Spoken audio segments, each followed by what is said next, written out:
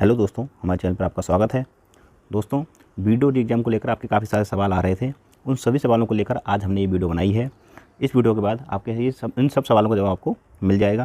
देखिए, सबसे बड़ा सवाल वीडियो के डीबी के बाद ये रहा, डीबी रिजल्ट के बाद ये रहा कि हमको पता नहीं चला कि किस शिफ्ट में कितने नंबर घटे हैं या कितने नंबर बढ़े हैं। मतलब यूट्यूब पर अलग अलग लोगों ने अलग अलग एनालिसिस दिया है, लेकिन सटीक जानकारी नहीं मिल पा रही थी। तो उसके बारे में आज हम एक वीडियो लेकर आए हैं। इसमें आपको आपका सटीक नॉर्मलाइज्ड स्कोर पता चल जाएगा।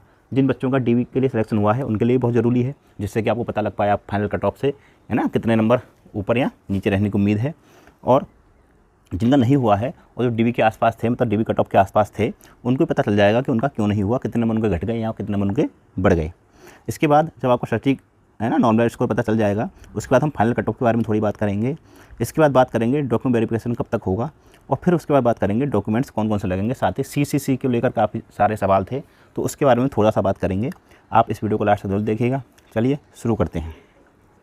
सबसे पहले बात करते हैं कि नॉर्मल स्कोर, ठीक है। नॉर्मल स्कोर के बारे में सबसे पहले बात करते हैं हम लोग कि आखिर कितने नंबर किस शिफ्ट में घटे हैं, कितने नंबर बढ़े हैं, ठीक है। तो देखिए, जैसा कि आपको पता है कि जो डीबी की कट ऑफ गई है वो 202.5 गई है। तो जिन बच्चों के, कुछ बच्चे ऐसे रहे जिनके 202 से ज़्यादा नंबर थे लेकिन उनका सिलेक्शन नहीं हुआ, और कुछ ऐसे भी थे जिनके नंबर 200 से काफ़ी कम थे और उनका भी सिलेक्शन हुआ है। तो इसको लेकर काफ़ी ज़्यादा कन्फ्यूजन हो गई है पैदा। कोई यूट्यूब पर बहुत से एनालिसिस पढ़े हैं लेकिन कोई भी सटीक नहीं लगा। तो इस हिसाब से आज हम एक सटीक एनालिसिस लेके आए हैं।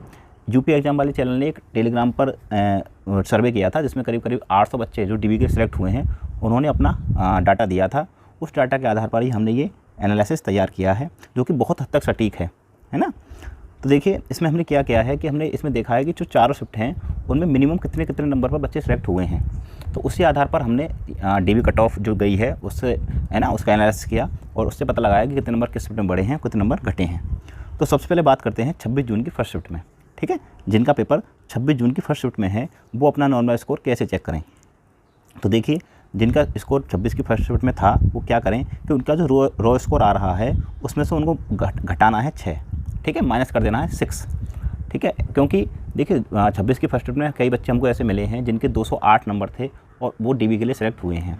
208 से कम का कोई बच्चा नहीं मिला जो सिलेक्ट हुआ हो डीबी के लिए 26 की फर्स्ट शिफ्ट में, ठीक है। तो ऐसा मान सकते हैं कि इसमें औसतन 6 नंबर कम हुए हैं 26 की फर्स्ट शिफ्ट वालों के, ठीक है। तो जो भी 26 की फर्स्ट शिफ्ट में जो बच्चे सिलेक्ट भी हुए हैं वो भी अपना अगर नॉर्मल स्कोर उनको निकालना है तो वो आप अपने 6 नंबर घटा दीजिएगा, ठीक है।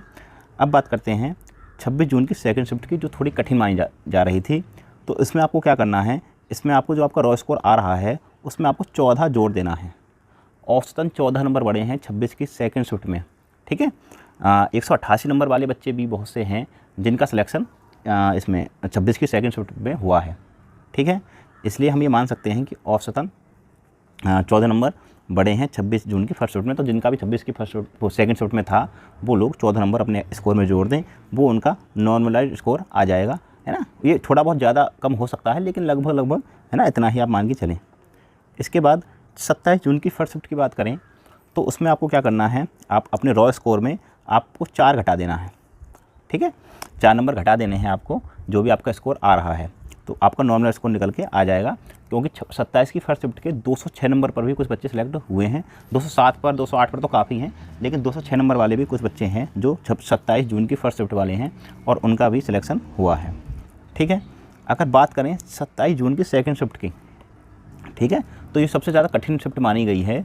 और अगर इसका नॉर्मल स्कोर आपको निकालना है, आपका इसी शिफ्ट में एग्ज़ाम था, तो आपको क्या करना है, आपका जो रॉ स्कोर आ रहा है उसमें आपको 16 जोड़ देना है, 16 ऐड कर देना है, ठीक है।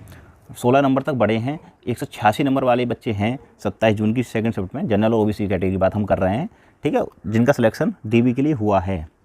तो आप सोचिए अगर 186 नंबर किसी बच्चे के हैं और वो 202.5 वाली मेरिट को पार कर रहा है, इसका मतलब मिनिमम 16 नंबर तो बढ़े ही हैं, ठीक है। हो सकता है ये थोड़ा ज़्यादा भी हो लेकिन 16 नंबर से कम तो नहीं ही बढ़े हैं, ठीक है। तो आप इस तरह से चारों शिफ्टों के अपने नॉर्मल स्कोर जान सकते हैं। आप ये जो आपका नॉर्मल स्कोर आएगा ये आपका बहुत हद तक सटीक होगा, कुछ पॉइंटों में अंतर हो सकता है लेकिन बहुत हद तक सटीक होगा, ठीक है। अब जिन बच्चों का सिलेक्शन नहीं हुआ है है ना, वो चेक कर सकते हैं, उनका स्कोर ज़रूर 202 से नीचे बैठ रहा होगा नॉर्मलाइजेशन के बावजूद भी, ठीक है। अब बात करेंगे, जब आपने नॉर्मल स्कोर पर निकाल लिया है तब फाइनल मेरिट क्या जा सकती है, ठीक है। फाइनल मेरिट के बारे में बात करेंगे तो देखिए संभावित फाइनल कट ऑफ के बारे में जो बात करेंगे तब आप अगर देखें, आप अगर जनरल कैटेगरी की जो कट ऑफ है, फाइनल कट ऑफ जो उम्मीद रहेगी वो 208 से 212 के बीच रहने की उम्मीद है। ठीक है। ओबीसी कैटेगरी की 206 से 210 नंबर के बीच रहने की उम्मीद है। एससी कैटेगरी की 191 से 195 रहने की उम्मीद है। गर्ल्स कैटेगरी में 197 से 201 के बीच रहने की उम्मीद है। और एसटी कैटेगरी में 165 से 169, ठीक है, ये रहने की उम्मीद है। ठीक है। तो अब आपको अपना नॉर्मल स्कोर पता चल ही गया है। उस आधार पर आप देख लीजिए आप इस जो कट ऑफ है, इस कट ऑफ में आ रहे हैं या नहीं आ रहे हैं। जो इस कट ऑफ में जो हाईएस्ट वैल्यू है 212, 210, 195, 201 और 169, जो हाईएस्ट वैल्यू है, अगर इसे पार कर रहे हैं आपका स्कोर, आप में से किसी का भी स्कोर इसको पार कर रहा है, तो आप फिर तो लगभग 100% आपका पक्का ही है। बाकी इस बीच रहने की पूरी उम्मीद है ये कट ऑफ। ठीक है। चलिए अब बात करते हैं डीबी डेट के बारे में कि आखिर डीबी कब होगा। ठीक है। तो देखिए, जो वीडियो का डीबी था वो अप्रैल में होने वाला था, लेकिन कंबाइंड टेक्निकल का डीबी उससे पहले लग गया और कंबाइंड टेक्निकल का डीबी 20 अप्रैल के बाद तक चलेगा, जैसा कि आपको पता है। तो कंबाइंड टेक्निकल के डीबी के तुरंत बाद वीडियो का ही डीबी लगेगा। ठीक है, ये आप ध्यान रखिएगा। और अप्रैल लास्ट 25 अप्रैल के बाद ये कभी भी लग सकता है। अगर अप्रैल के लास्ट में नहीं भी लगा तो मई के फर्स्ट वीक से आपका डीबी लग जाएगा। ठीक है। तो आप लोग अपने डॉक्यूमेंट्स वगैरह हैं वो सब तैयार रखिए, आपको ज़्यादा समय नहीं है, आपका डीबी जल्दी ही लग जाएगा। इसके बाद बात करते हैं कि डीबी के लिए कौन कौन से डॉक्यूमेंट्स ज़रूरी हैं। ठीक है। डीबी के लिए कौन कौन से डॉक्यूमेंट्स ज़रूरी हैं। तो देखिए, जो बच्चे जनरल कैटेगरी में हैं, है ना, जो बच्चे जनरल कैटेगरी में हैं उनके लिए सिर्फ 3 ही डॉक्यूमेंट ज़रूरी हैं। एक 10th क्लास की मार्कशीट और सर्टिफिकेट। अगर अलग अलग है आपका तो दोनों अलग अलग चाहिए, बाकी ज़्यादातर लोगों का एक ही होगा, तब है ना, मार्कशीट और सर्टिफिकेट एक में ही आ रहे हैं आजकल। इसके बाद 12th क्लास की मार्कशीट और सर्टिफिकेट। ठीक है। और इसके साथ CCC सर्टिफिकेट, CCC सर्टिफिकेट जो है ये आपको चाहिएगा जो जनरल कैटेगरी के छात्र हैं। साथ ही जो क्या नाम है OBC, SC, ST कैटेगरी के छात्र हैं उनके लिए तीनों तो चाहिए ही। इसके अलावा साथ ही उनको निवास प्रमाण पत्र भी चाहिए होगा और जाति प्रमाण पत्र भी चाहिए होगा। ठीक है। मतलब जो बच्चे आरक्षण का दावा करते हैं तो उनके लिए निवास प्रमाण पत्र और जाति प्रमाण पत्र लगाना आवश्यक होता है, और जो लोग आरक्षण का दावा नहीं करते उनके लिए आवश्यक नहीं होता। ठीक है। तो इसलिए जनरल कैटेगरी वालों के लिए इन चीज़ों की आवश्यकता नहीं होती है। अब थोड़ी सी बात करते हैं कि CCC सर्टिफिकेट की समकक्षता के बारे में। ठीक है। काफ़ी लोगों का सवाल था कि CCC जो सर्टिफिकेट है उसके समकक्ष कौन कौन से सर्टिफिकेट हमारे चल जाएंगे। ठीक है।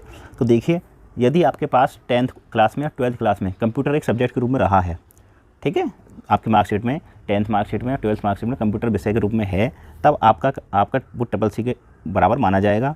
अगर आपके पास BCA है कंप्यूटर साइंस से, BTech है कंप्यूटर साइंस से, तो वो भी मानी जाएगी। और आपके पास अगर BCA की डिग्री है तो वो भी आपकी CCC सर्टिफिकेट के समकक्ष मानी जाएगी। ठीक है। इसके अलावा और जो कुछ सर्टिफिकेट वगैरह होंगे उनकी जानकारी बाद में दे दी जाएगी। ठीक है। तो ये सब डॉक्यूमेंट्स आपको तैयार करने हैं। ठीक है, डीबी के लिए। और जल्दी आप तैयार कर लीजिए, मई के फर्स्ट वीक में आपकी डीबी होने की पूरी संभावना है। ठीक है। तो आज की वीडियो में इतना ही, मिलते हैं अगली वीडियो में। अगर आपका कोई भी सवाल है इस भर्ती को लेकर या अन्य किसी भर्ती को लेकर तो आप कमेंट बॉक्स में पूछ सकते हैं। ठीक है। चलिए, धन्यवाद।